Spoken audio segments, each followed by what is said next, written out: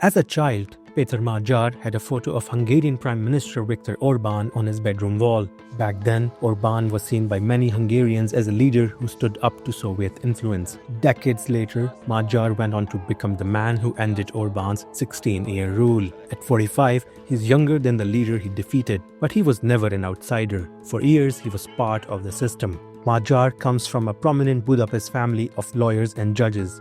He studied law, joined Orban's Fidesz party, and spent more than 2 decades around Hungary's governing elite. He served as a diplomat in Brussels and held senior roles in state institutions. He was also married to Judith Varga, one of Fidesz's most prominent figures. From the outside, he appeared deeply embedded in the ruling establishment. Then came the turning point. In early 2024, a major political scandal erupted when it emerged that the then-president Cătălin Novak had pardoned a man linked to the cover-up of child abuse at a state-run institution. The case struck at the heart of Fidesz's image as a defender of family values. In response, Magyar broke ranks with the ruling party. He publicly accused those in power of shielding corruption and hiding behind political loyalty.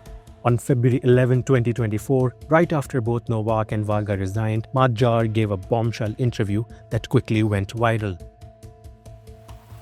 Suddenly, a little-known insider was exposing how power worked behind the scenes. He spoke about corruption, concentrated wealth, and a system close to ordinary citizens. Analysts say this gave him credibility, especially among conservative voters. Soon after, Magyar took over the center-right Tisza party and transformed it into a major opposition force. In the 2024 European Parliament elections, Tisza won nearly 30% of the vote, a clear signal that the political landscape was shifting. Magyar focused his message on everyday concerns, corruption, rising living costs, and a struggling healthcare system. Analysts say this grounded approach helped him build broad support and accelerate his rise. What began as a rupture inside the ruling elite became the strongest challenge to Orban's power in years.